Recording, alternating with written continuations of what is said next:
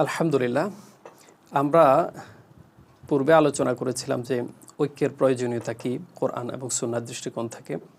একই সাথে আমরা আলোচনা করেছি ঐক্যের পথে কি কি প্রতিবন্ধকতা রয়েছে। আজকে আমরা আলোচনা করব হচ্ছে ঐক্য বিনির্মাণে আমরা কি কি ফর্মুলা অবলম্বন করতে পারি, কি কি কৌশল আমরা গ্রহণ করতে পারি, যার মাধ্যমে সত্যিকার ঐক্য নিশ্চিত হতে পারে। এবং আমি আশাবাদী ইনশাআল্লাহ কোরআন এবং সুন্নাহর এই ফর্মুলাগুলো আমরা ফলো করলে আমাদের ঐক্য নিশ্চিত হবে, টেকসই হবে, প্রতিষ্ঠিত হবে ইনশাআল্লাহ তাআলা।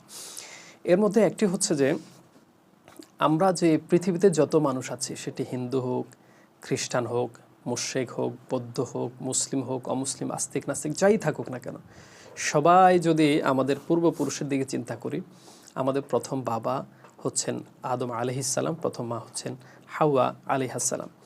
একই বাবা মায়ের সন্তান আমরা। সুতরাং একই বাবা মায়ের সন্তানের মধ্যে নানান মত পথ বিভেদ ভুল বোঝাবুঝি থাকতে পারে, কিন্তু এই সূত্রে তারা ঐক্যবদ্ধ হতে পারে যে আমরা একই বাবা মায়ের সন্তান। সুতরাং মানুষ হিসেবে একটি মানবিক ঐক্য আমাদের মধ্যে থাকতে পারে। তো এই জায়গায় আমরা একটা দলিলও পেয়েছি। নবী করিম সাল্লাল্লাহু আলাইহি ওয়াসাল্লাম বলেছেন, হুযায়ফা ইবনুল ইয়ামান রাদিয়াল্লাহু আনহু বর্ণনা করেন, কুল্লুকুম বানু আদম ওয়া আদামু খুলিকা মিন তুরাব। এটা আল জামিউ সগীরে এসেছে। ইমাম সৈয়দি রাহিমাহুল্লাহ হাদিসটি নকল করেছেন যে তোমরা প্রত্যেকে হচ্ছ আদমের সন্তান, আর আদম তৈরি হয়েছে মাটি থেকে।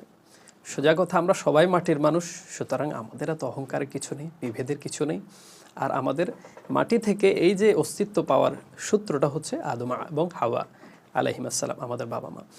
তো সুতরাং আদমের সন্তান তারা ঐক্যবদ্ধ থাকতেই পারে, একই প্রজাতি, একই প্রজন্ম, একই বংশ, এইটাই তার ঐক্যের একটা সূত্র হতে পারে। সুতরাং অন্য কোনো মত পথ খেটে না টেনে আমরা এই দৃষ্টিকোণ থেকেও সবাই মিলেমিশে চলার সুযোগ রয়েছে।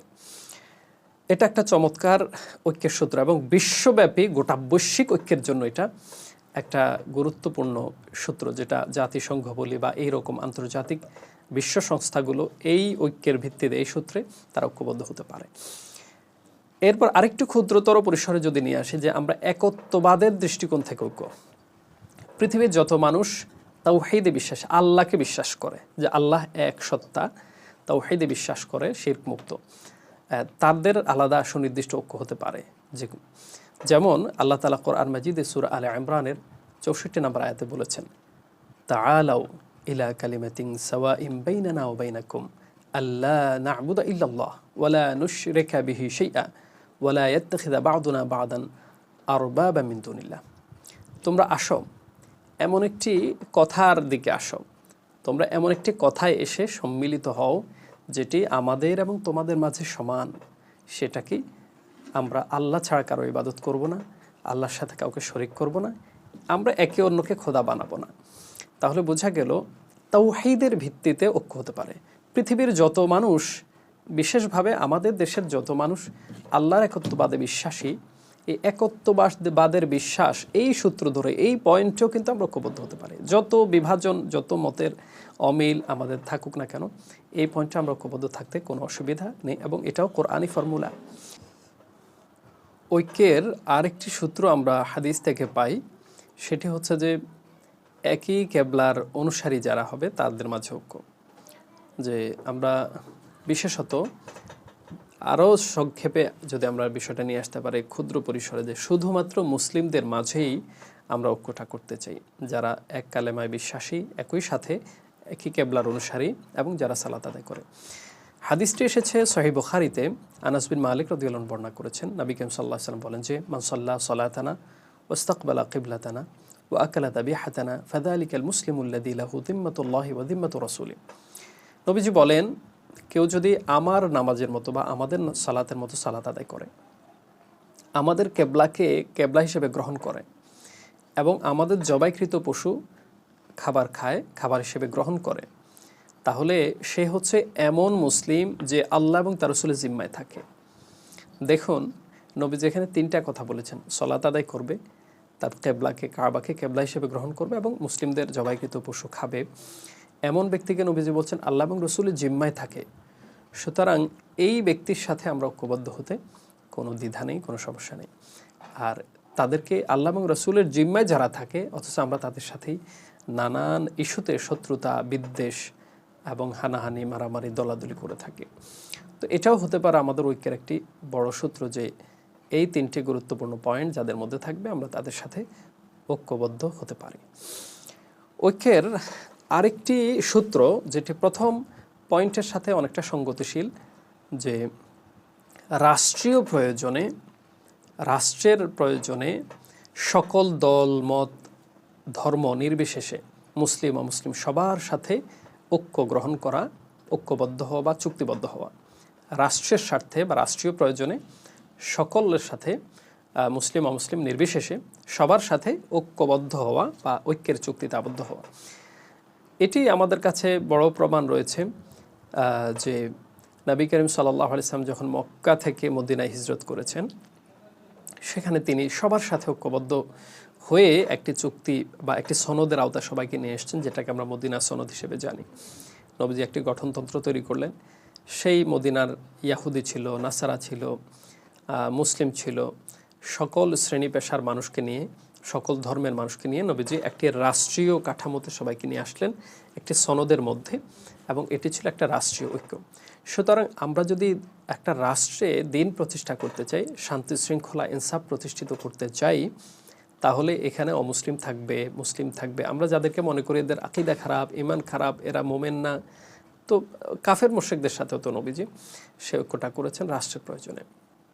সুতরাং বৃহত্তর স্বার্থে সবার সাথেই ঐক্যবদ্ধভাবে, কাউকে আঘাত করা না করে, কারো ক্ষতি না করে, কারো সম্মান, সম্ভ্রম, অধিকার ইত্যাদি নষ্ট না করেই আমরা তার সাথে ঐক্যবদ্ধ হতে পারি। সুতরাং ঐক্যের এই বৃহত্তর পরিকল্পনাগুলো বা ফর্মুলাগুলো ইসলামে রয়েছে।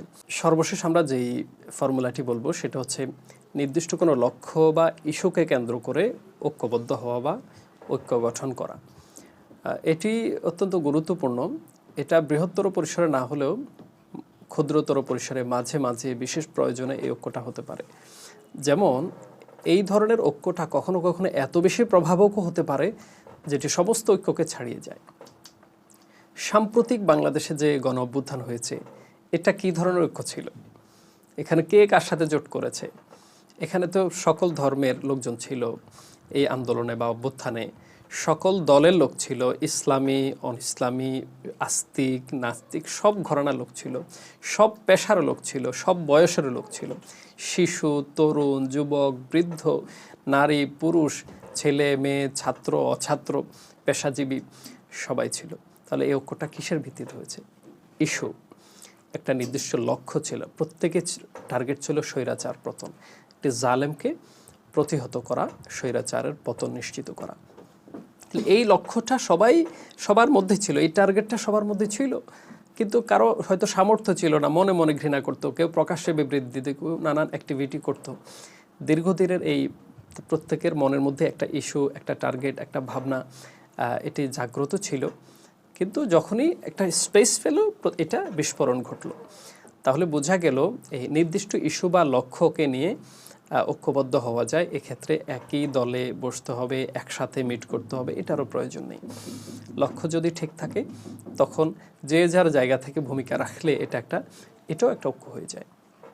আর এই সাম্প্রতিক ইস্যুতে যদি গোটা জাতি, দলমত, বয়স, শ্রেণী পেশা নির্বিশেষে যদি ঐক্যবদ্ধ না হতো, তাহলে এই লক্ষ্য অর্জন সম্ভব হতো না। এবং ছোট্ট একটা ব্যাপারেই ইস্যুটা খুবই একটা সুনির্দিষ্ট একটি বিষয়, এবং এটার সম্মিলিত ঐক্য না থাকা সত্ত্বেও, সম্মিলিতভাবে এটার আলাপ আলোচনা না থাকা সত্ত্বেও এই বড় অর্জনটা হয়ে গেল। তার মানে এভাবেও একটা ইস্যু ভিত্তিক ঐক্য হতে পারে, আলোচনা করে কিংবা না করে। তো সুতরাং আমরা এখানে আজকে ঐক্যের যে কয়েকটি ফর্মুলা আলোচনা করেছি। 1 নম্বর বলেছিলাম আমরা একই বাবা মায়ের সন্তান, আদম সন্তান হিসেবে আমরা সকল মানুষকে নিয়ে ঐক্যবদ্ধ হয়ে চলতে পারি। দ্বিতীয় হলো তাওহীদে বা আল্লাহ তাআলার একত্ববাদে বিশ্বাসীদের নিয়ে আমরা ঐক্যবদ্ধভাবে চলতে পারি, ঐক্যের চিন্তা লালন করতে পারি। তৃতীয়ত হলো যে আমরা মুসলিম যারা, একই কেবলার অনুসারী যারা, তাদেরকে নিয়েও আমরা ঐক্যের চিন্তা করতে পারি।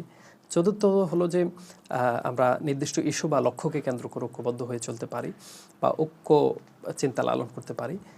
তারপরে সর্বশেষ হলো রাষ্ট্রের প্রয়োজনে বৃহত্তর পরিসরে সবাইকে নিয়ে আমরা ঐক্যের চিন্তা করতে পারি। এই কয়েকটি ফর্মুলা আমি উপস্থাপন করলাম। এটি বিশিষ্টজন, জ্ঞানী গুণী, বিশেষজ্ঞ যারা, তারা হয়তো আলাপ আলোচনা করলে আরও অনেক গুরুত্বপূর্ণ পয়েন্ট বের হয়ে আসবে, যেগুলো আমাদের ঐক্যের নানান সূত্র হতে পারে। সুতরাং আমাদের এই পুরো আলোচনা, গত পর্ব এবং এ পর্বের আলোচনা যদি আমরা সামনে রাখতে পারি, ঐক্যের প্রয়োজনীয়তাকে উপলব্ধি করা, ঐক্যের পথে যে বাধাগুলো, এখান থেকে আমরা সরে আসব। আর তৃতীয়ত হলো ঐক্যের যে ফর্মুলাগুলো, এটাকে আমরা কোরআন সুন্নাহর দৃষ্টিতে এই ফর্মুলাগুলোকে আমরা অনুসরণ করে সামনে এগিয়ে যাওয়ার চেষ্টা করব ইনশাআল্লাহ তাআলা। আল্লাহ তাআলা সাহায্য, নুসরত, দয়া, মায়া সব কিছু আমাদের মধ্যে আসবে এবং এই ছোট্ট ভূখণ্ড, একখণ্ড বাংলাদেশ, একখণ্ড জান্নাতে পরিণত হবে ইনশাআল্লাহ। আল্লাহ তাআলা আমাদেরকে সেই লক্ষ্যপানে কাজ করার তৌফিক দান করুন। হাদা ওয়া সাল্লাল্লাহু আলা সাইয়্যিদিনা মুহাম্মদ ওয়া আলা আলিহি ওয়া সাহবিহি আজমাইন। আসসালামু আলাইকুম ওয়া রাহমাতুল্লাহি ওয়া বারাকাতুহু।